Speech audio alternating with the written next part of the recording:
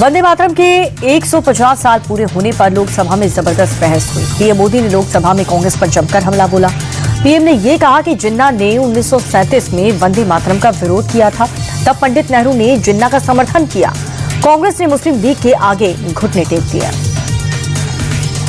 मोहम्मद अली जिन्ना ने लखनऊ से 15 अक्टूबर 1937 को वंदे मातरम के विरुद्ध का नारा बुलंद किया। फिर कांग्रेस के तत्कालीन अध्यक्ष जवाहरलाल नेहरू को अपना सिंहासन डोलता दिखा। नेहरू जी कहते हैं, मैंने वंदे मातरम गीत का बैकग्राउंड पढ़ा है।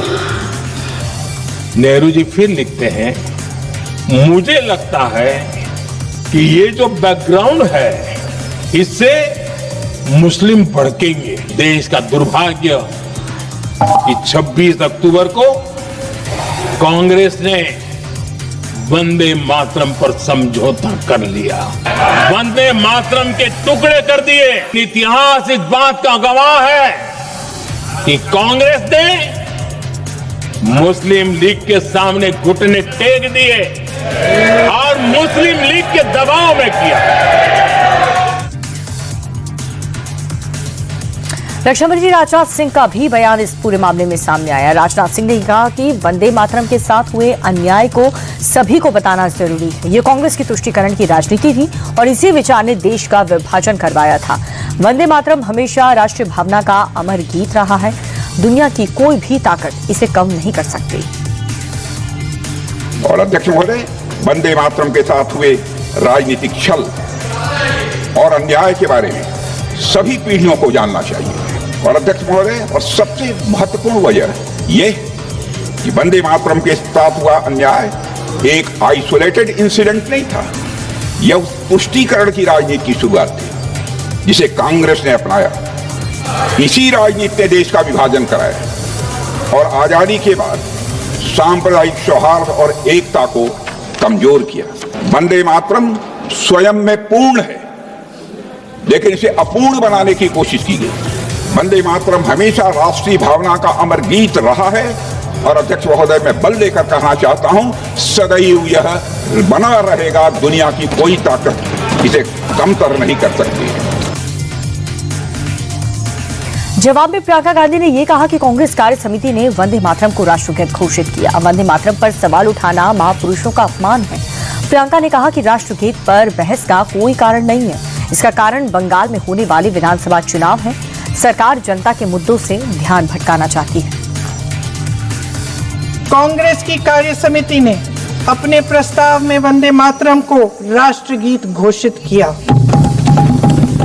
हमारा राष्ट्रगीत है, इस पर क्या बहस हो सकती है?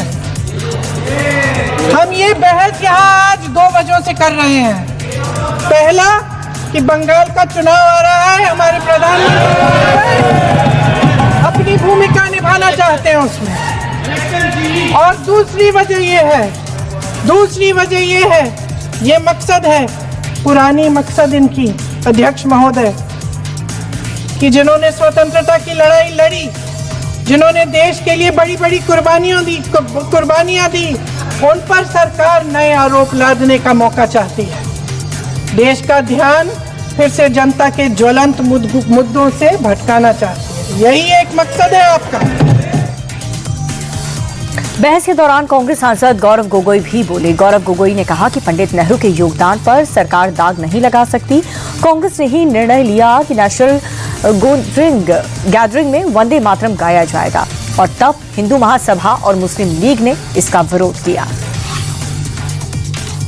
आप चाहे जितना भी कोशिश कर लो, आप पंडित नेहरू जी के जो उनका योगदान था उस पे एक भी काला दाग आप लगाने में सक्षम नहीं होंगे।